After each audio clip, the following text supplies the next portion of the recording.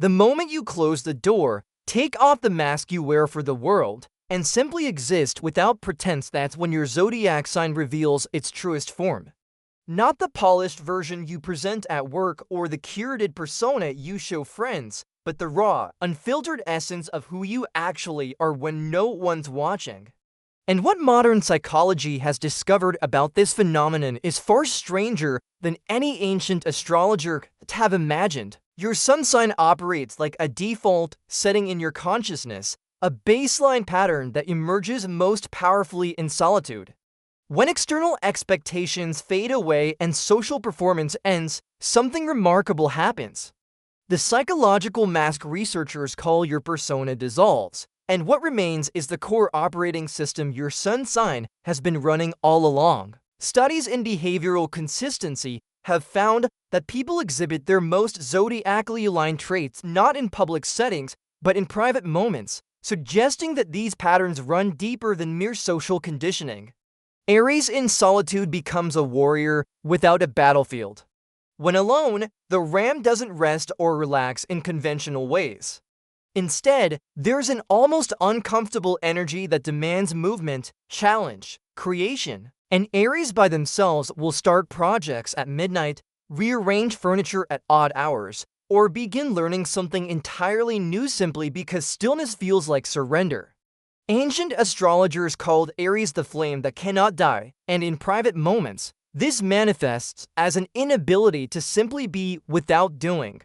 The Aries alone is planning, strategizing, mentally conquering territories that exist only in imagination. Their private space looks like organized chaos, half-finished projects that represent bursts of enthusiasm, equipment for hobbies they pursued intensely for weeks before moving on, evidence of a mind that never truly stops charging forward. Taurus in isolation reveals something unexpected beneath their reputation for stability. When no one's watching, the bull engages in what psychologists call sensory self-regulation, an almost ritualistic relationship with physical comfort and material beauty.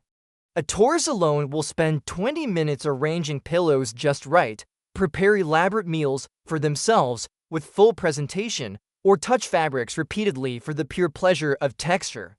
This isn't laziness or materialism, it's a profound need to anchor consciousness through physical experience. Medieval astrologers understood Taurus as the guardian of the material plane, someone whose spiritual purpose involves finding meaning through matter itself. In solitude, Taurus creates sanctuaries. Their private behavior reveals an artist of comfort, someone who believes that beauty and pleasure aren't frivolous but fundamental to human dignity. Gemini alone is never truly alone, and brain scan studies of how Geminis process thought might explain why. When isolated, the twins engage in constant internal dialogue, their consciousness splitting into multiple perspectives that debate, discuss, and analyze from various angles simultaneously. A Gemini by themselves will talk aloud to no one, narrate their activities, or maintain running commentary on their own thoughts. Ancient texts describe Gemini as the sign of dual awareness, and modern research into cognitive processing styles suggests Geminis may actually experience thought as conversation rather than monologue. In private, they consume information voraciously, multiple books half-read, various tabs open on devices, podcasts playing while they do other things.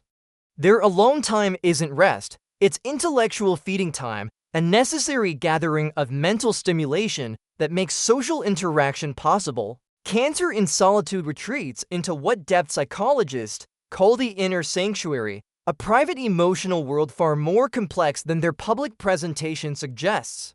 When alone, the crab doesn't simply relax. They actively tend to their internal emotional landscape like a gardener with a hidden growth. A Cancer by themselves will look through old photographs not from nostalgia, but from a need to maintain connection with past emotional states, preserving the continuity of their inner life. They rearrange objects that hold memories, create comfort spaces that function as emotional waypoints, and engage in private rituals that others might find strange, wearing a specific sweater that belonged to someone they loved, eating foods connected to childhood, surrounding themselves with tokens that anchor identity through time. Medieval astrologers called Cancer the keeper of the soul's history, and in private moments, this manifests as active curation of emotional memory. Leo alone reveals the fascinating paradox at the heart of their nature. When no one's watching, the lion doesn't stop performing, they simply become both performer and audience.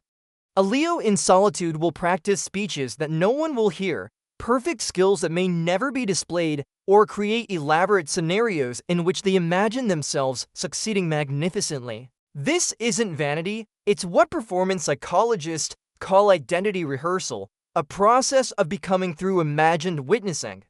Ancient astrologers understood Leo as the sign of divine self-recognition, someone whose purpose involves making the invisible self visible.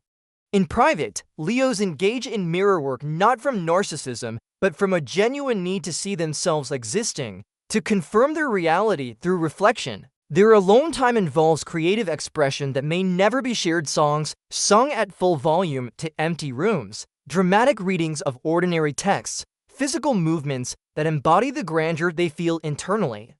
Virgo in isolation engages in what cognitive scientists call pattern completion behavior, an almost compulsive need to bring disorder into alignment. When alone, the Virgin doesn't simply tidy. They engage in systematic optimization of their environment and themselves. A Virgo by themselves will reorganize the same drawer multiple times, seeking the perfect configuration, create elaborate schedules for personal time, or research minute details about topics that won't matter to anyone else. This isn't anxiety, it's a profound comfort found in the act of refinement itself.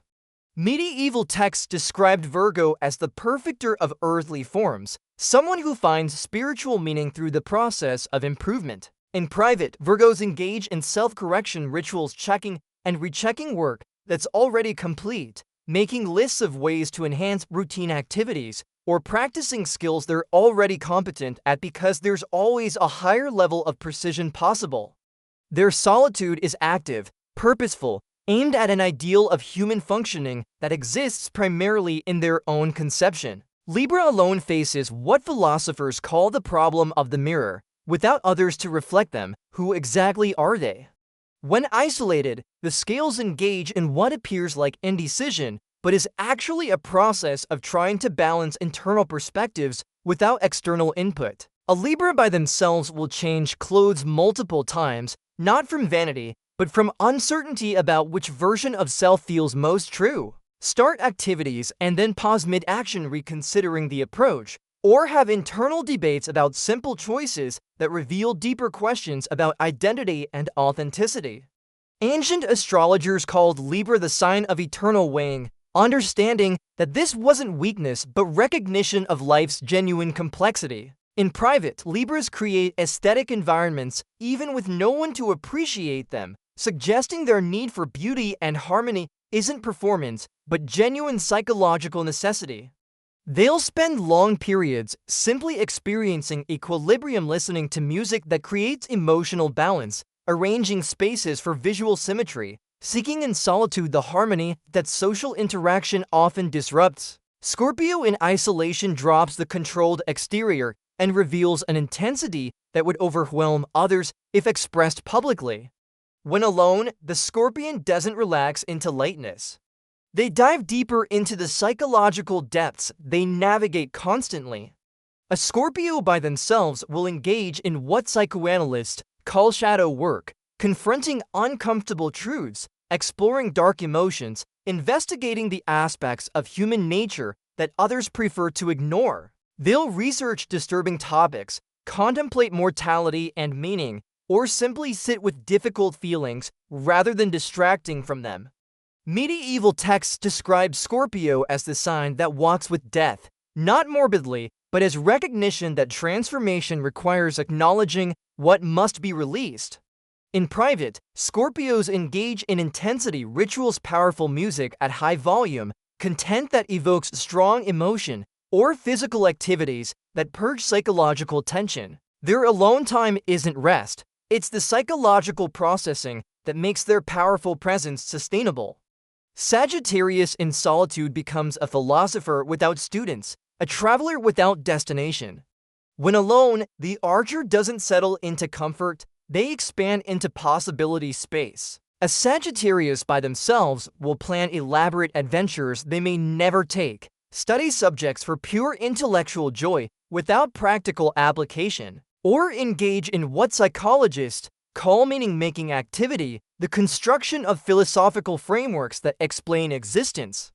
Ancient astrologers called Sagittarius the sign of eternal seeking, someone whose purpose involves the journey rather than arrival. In private, they create freedom, leaving spaces intentionally unfinished to preserve options, avoiding routines that would limit spontaneity, or maintaining an almost deliberate disorder that represents unlimited potential. Their solitude involves expansive thinking, consuming content about distant places, foreign philosophies, or scientific frontiers, feeding the restless mind that finds meaning in the act of exploration itself. Capricorn alone reveals the ambitious architect behind the controlled public facade. When isolated, the goat doesn't rest from achievement. They engage in what organizational psychologists call strategic planning for legacy. A Capricorn by themselves will work on long-term projects with no immediate reward, create structures and systems for a future that exists primarily in their vision, or simply sit in contemplation of the mountain they're climbing and the path still ahead. This isn't workaholism, it's genuine comfort found in purposeful construction. Medieval texts described Capricorn as the master builder of time, someone who experiences meaning through the patient creation of lasting structures. In private, Capricorns engage in disciplined rituals, maintaining routines even when no one's monitoring, holding themselves to standards higher than any external authority would impose, or practicing skills that serve goals years distant. Their alone time is productive, directed, aimed at a summit only they can see clearly. Aquarius in isolation reveals the fascinating contradiction at their core: the social humanitarian who desperately needs solitude to maintain their revolutionary vision. When alone, the water bearer doesn't simply recharge. They recalibrate their perspective to maintain the objective distance that makes their insights possible. An Aquarius by themselves will engage in what sociologists call pattern recognition across systems, noticing connections between seemingly unrelated phenomena, questioning assumptions that everyone else accepts, or exploring ideas too unconventional to voice publicly without refinement. Ancient astrologers understood Aquarius as the sign that sees from outside, someone whose purpose requires psychological distance from collective thought. In private, they create intellectual freedom, surrounding themselves with ideas from multiple domains, deliberately exposing themselves to perspectives that challenge their own, or simply existing in the mental space where innovation becomes possible.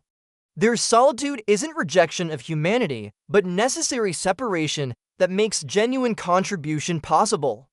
Pisces alone dissolves the boundaries they maintain in the external world and merges with something larger than individual consciousness. When isolated, the fish doesn't simply rest. They enter what psychologists call diffuse awareness state, a consciousness that flows between imagination, memory, emotion, and something harder to name. A Pisces by themselves will lose track of time completely, slip into daydreams that feel more real than reality, or simply exist in an emotional, intuitive space that has no clear boundaries. Medieval texts described Pisces as the sign of universal dissolution, not as pathology, but as recognition that consciousness itself is more fluid than most people experience.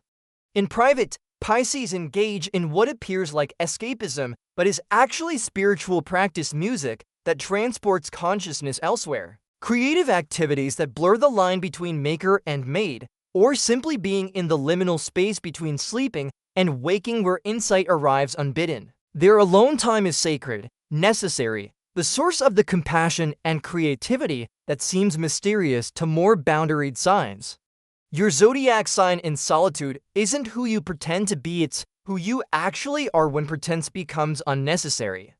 These private patterns aren't weaknesses to overcome, but core truths about how your consciousness naturally operates when external demands fade away. The question isn't whether your sign is accurate, but whether you're giving yourself permission to be authentic when no one's watching. Because that private self, the one that emerges in solitude, might actually be the most honest version of who you are.